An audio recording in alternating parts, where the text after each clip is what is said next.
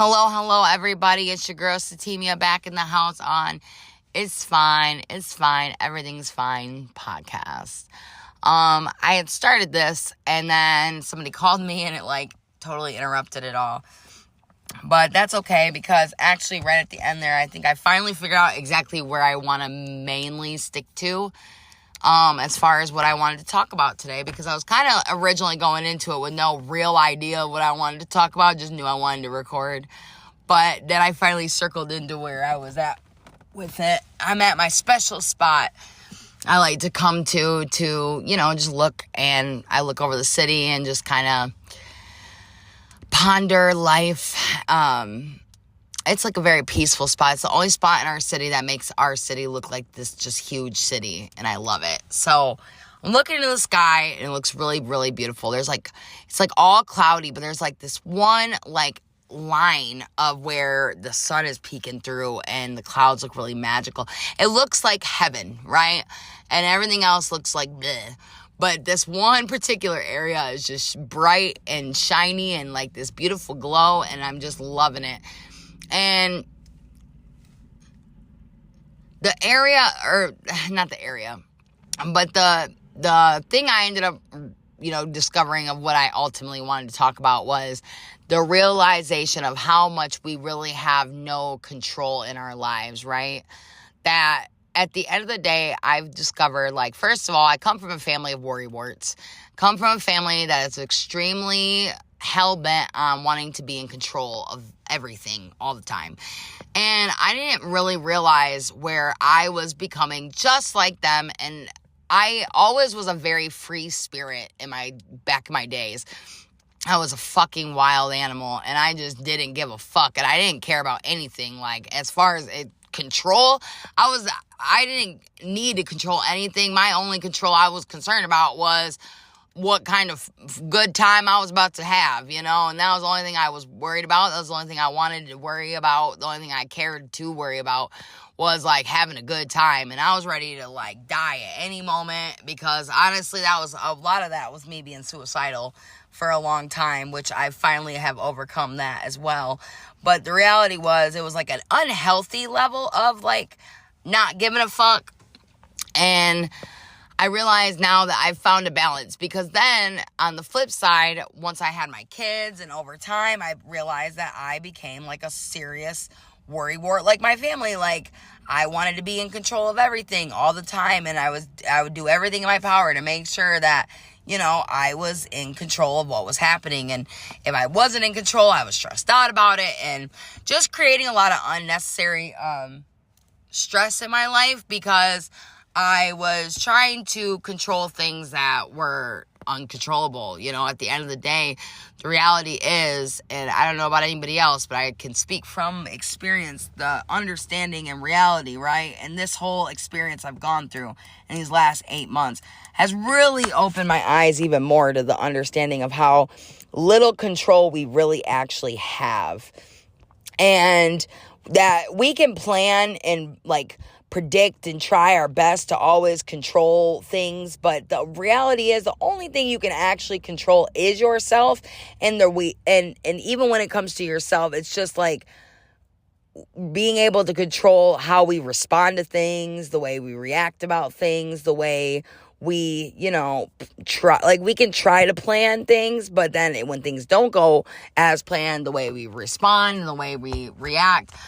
So I've really been on this day-to-day, going by, planning one moment at a time kind of life lately. And it's been stressful but peaceful all at the same time, because losing my lack of control has been understanding that there is a healthy level of where it's I don't have to be reckless and just do whatever with whoever, whatever, and be fuck it, whatever that happens, right? No, it's not so much that, but more or less to understand that it's no matter how much I try to control something, I can only control as much as I can control, which is myself, my actions, the way I respond to things, the way I feel about things. I can't necessarily control how I feel about it, but I can control how I compartmentalize it and the way I respond and react to it, right? And I think that I've learned in this journey more than anything the reality of like how much we don't have control over, that no matter how much we think we're controlling things, like all it takes is one instant. Everything you've ever had in your life can be gone. Like I literally just got done living in a 3-bedroom townhouse, beautiful, fully furnished, had my kids all the time, almost every day.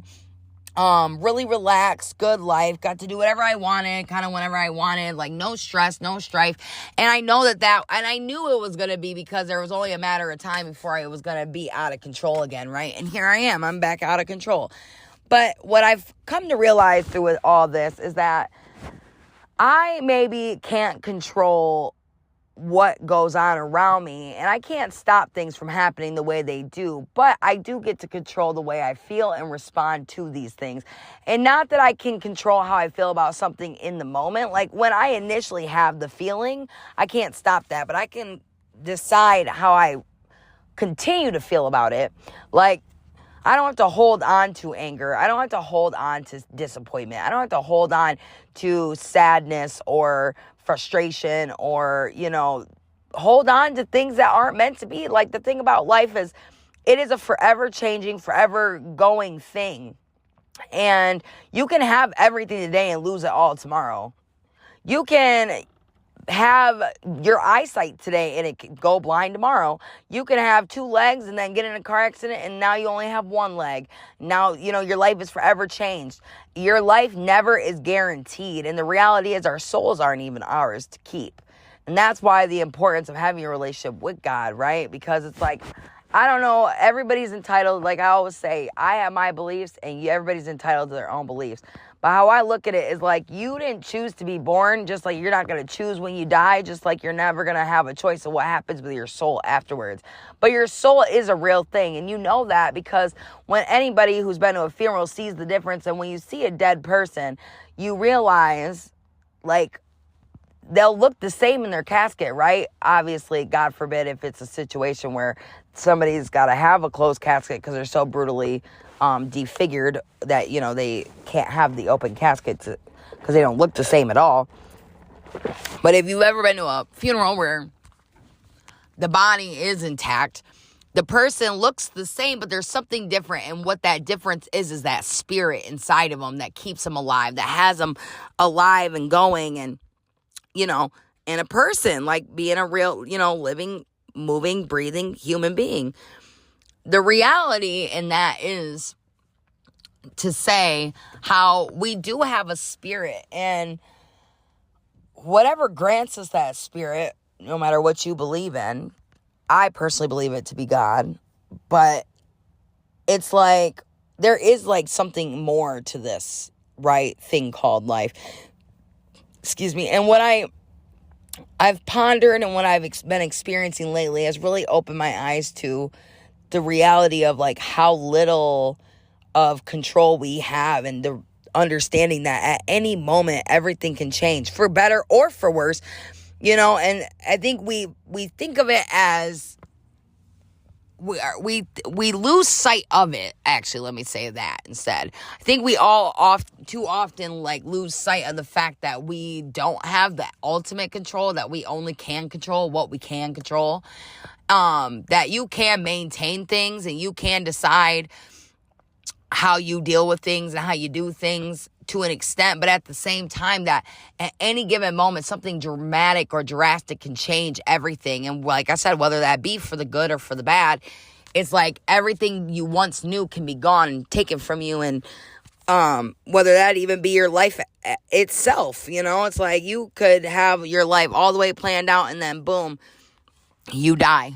And then what? You know what I'm saying? Like, and I think too often we get so caught up on the things in life that don't matter because we're so accustomed to like what society has created us to believe to be what's right and what's wrong, instead of realizing that there is a morality in life and there are virtues and codes in life that are not actually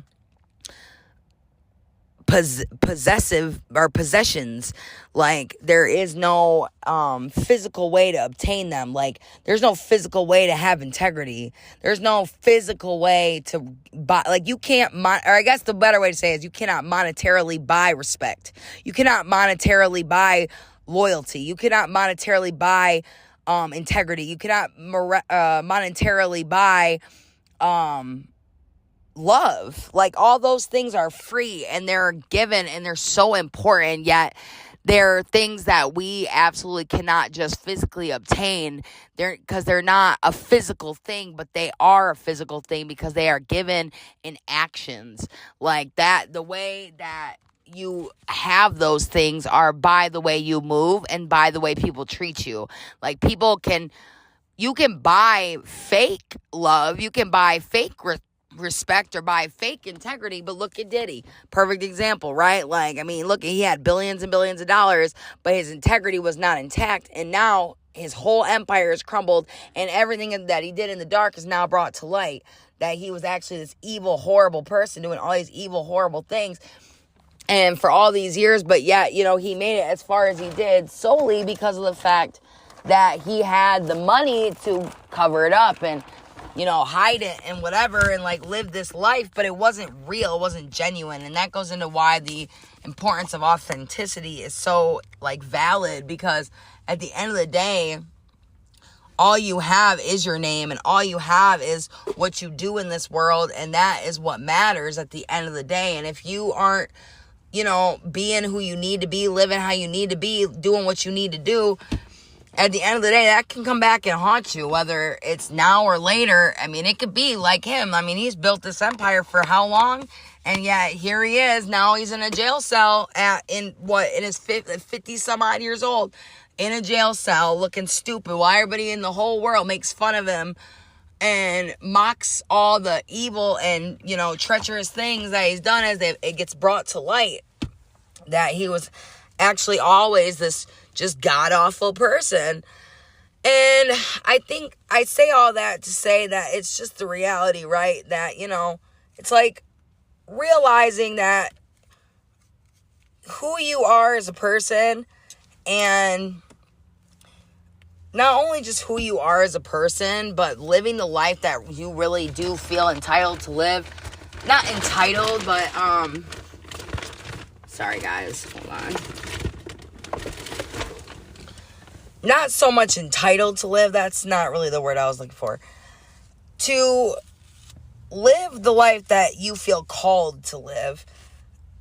I think that is so important, because it's like, I made a decision 8 months ago that was a very crucial and it was very needed but hard choice that I made, because I have not had an easy road since I made the decision I made. But I feel that it's going to all pay off in the long run for the better, because at the end of the day, I am way happier and I am way more soothed inside of myself than I ever have been, because I understand now things that I never understood about my own self before. One of those things being the reality of a lot of the anger and bitterness that I was carrying all these years that I didn't even know that I had, because even though I was aware that I've always had anger problems, I just thought I've had a good handle on them, and I don't just get angry. I'm not an angry person, but when I do get angry, I get when I get mad, I get all the way pissed, clean the fuck off, and go into a certain an irately angry state of mind. And I don't just get like that all the time. It takes quite a bit to get me there. But that's why I thought, it's not really that big of a problem, because oh my God, there's a whole bunch of people. Oh, scared me. I'm in a public space, but yeah, they just scared the shit out of me. That was dumb. But anyways, the point I was making before I got scared by these people who are right there, as if I'm not in a public spot or anything. Where I was going with that is to say that, it's one of those things that I thought, because I would get very, very mad and like irately pissed and everything. It would take a lot for me to get there, but then once I was there, and there was no calming me down. Like, if I hit a certain level of rage, it was exactly that. It was rage. And, I thought that, well, I don't just rage out on everybody, and I'm not an angry person. I just have anger, but I would manage it properly. Like, at least that's what I thought. But the reality was, God had made me understand that at the end of the day, it didn't matter if I was handling it right. It was like the fact that I was harboring that much anger, and I didn't even understand how much harbored anger I was like really having, that this bitterness that was deep inside of me that I did not even acknowledge as bitterness, because I never thought of myself as a bitter person, because I'm not just like inherently angry all the time, or I'm not just like inherently pissed off always. Like, if anything, I'm actually like a really chill, funny, like laughing kind of I'm always laughing, always making jokes. I'm always goofing around, and I just thought that, like, I'm not an angry person. I just have anger, and it's always because somebody making me mad. But the reality is, like, can somebody actually make you mad, or do you let yourself get mad? And that's what I had to understand, that, like, while nobody makes me mad, I mean, people can do things that upset me or whatever, but at the end of the day, I decide how angry I'm gonna get about it. It's not really up to them, it's up to me. And so I started understanding how I had to work on that, work on not letting myself get so pissed off, so angry, and then when I am getting so mad, like, why am I getting so mad? What is the, like, underlying real cause and issue for why I get so pissed off, or why I get so angry about these certain things? Because at the end of the day, it's still a choice to get so mad, because I don't have to get that mad. I don't have to be that upset by especially things that other people do, because that's not for me to be mad about what other people do. Like, why am I allowing somebody else to get me so riled up to the point that now, like, I'm in a irate state of being. I'm, like, in this pissed off, like, you can't even talk to me headspace, all because of what somebody else did. It's like, is it really that serious? No. And why am I letting it be that serious? Like, what is that? And yeah, it's been quite the journey to realize the level of anger that I never even realized I was dealing with. And once again, that's not me saying it like, oh, I have this horrible, like, I'm just this horribly angry person that needs some serious, like, counseling for my anger or nothing, where it's like, oh man, I'm just a menace out here or anything crazy like that. But more or less to say that I definitely had some deep-rooted issues that needed to be addressed. And I'm very grateful that I just had deja vu.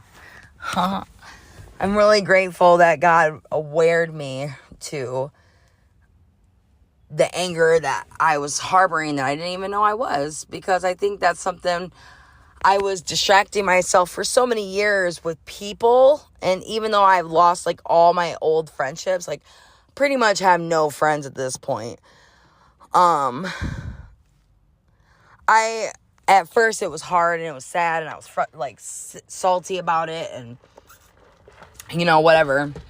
I like felt some type of way about everybody like turning their backs on me and whatever. But now I'm so thankful, because I'm like, the reality was I was harboring a lot of relationships and holding on to a lot of people that should have been out of my life, because I just wanted people in my life because that was a distraction that I was holding for myself to not have to take all that time I needed, which I have took a lot of that time now, to be alone, to sit with myself, to acknowledge all these things about me that I didn't even realize that were issues that I was having, that I thought like, okay, I've done my counseling and I'm aware of the things I got to work on. But then I was like, oh, just kidding. There's more.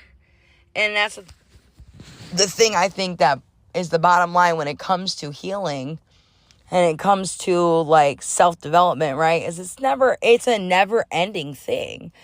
And just when you think that you've got a handle on something, boom, you don't.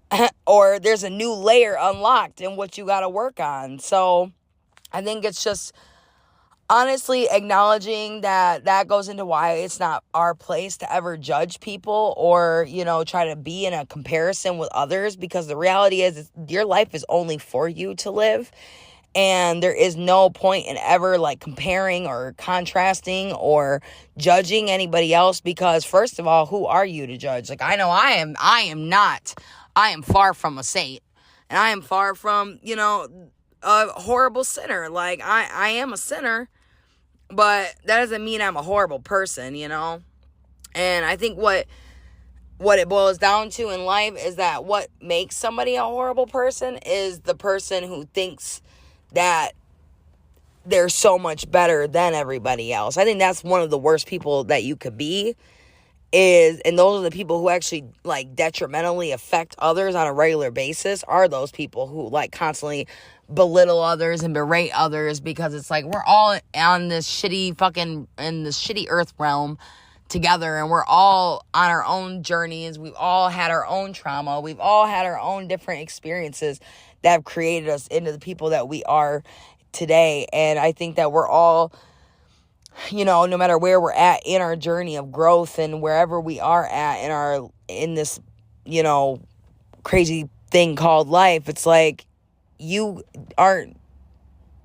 are you? I guess here, let me rephrase it. Who are you to tell somebody where they're supposed to be or how they're supposed to be or what they're supposed to, that's between them and God at the end of the day. Like, I realize every time you try to like judge other people or like act like you're better than anybody, like that's you trying to be God. Only God is better than us. Only God is the one who is perfect and the one who knows exactly what's going on, how it's supposed to happen, when it's supposed to happen. We're just all, here for it. We're all here on our own journeys, doing our own things. We all have our own special purposes, and we all have our own special, role to play in this crazy thing called life.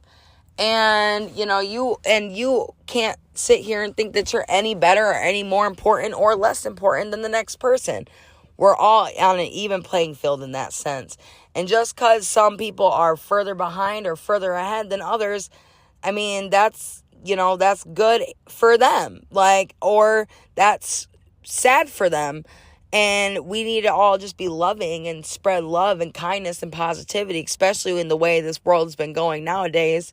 I mean, it's like all you do is see, and all you see and all you hear about is all this negative energy from all different areas, like whether it be, like people complaining about their jobs or people complaining with the government, everything going on with that. Like, it's just a lot. All the wars happening all the time.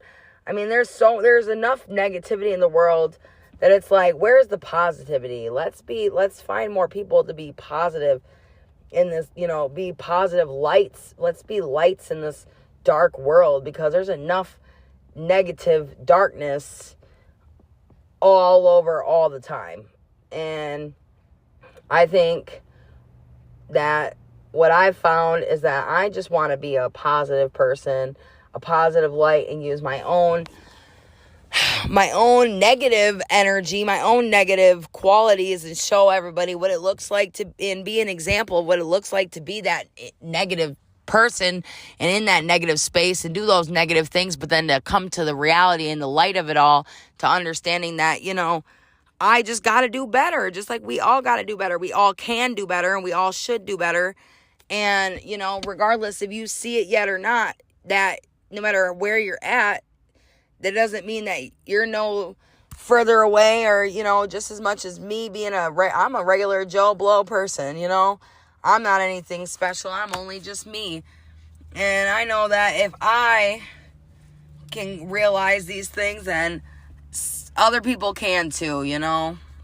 Because I've definitely been a crazy wild card. I've lived many lives. I've done all types of different things. And, you know, and I've also grown a lot. And if I can change and if I can grow, I think that everybody else is just as capable. Because if you would have talked to me 10 years ago, you would have never guessed I'd be talking the way I'm talking right now, you know? And you wouldn't even believe that I'd be alive right now if you would have fucking seen me 10 years ago. So, yeah. But I guess that's all. I hope that maybe this was encouraging for somebody. That's why I made this podcast, man. Hoping that through my own story, through my own testimony, maybe I could enlighten and spark the want for somebody else to change and do better and realize no matter where you're at in your life, no matter how far gone you think you are, you're not. Nobody's too far gone.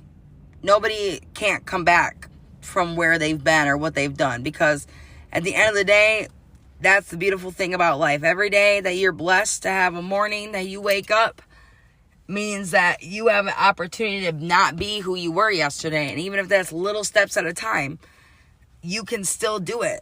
I know I did. I know I am.